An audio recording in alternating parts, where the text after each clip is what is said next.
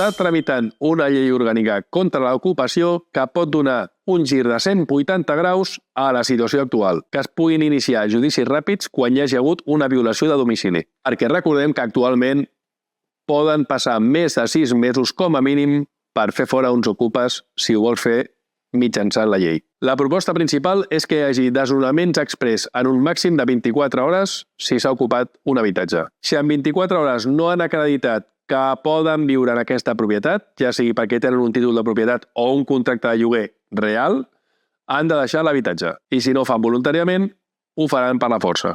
2. Volen impedir l'empadronament d'habitatges ocupats. 3. Endurir el Codi Penal, afegint penes de 3 anys de presó si l'ocupació ha estat en violència, o de 6 a 18 mesos quan no ha sigut en violència, tant per persones que ocupin o persones que promouen l'ocupació.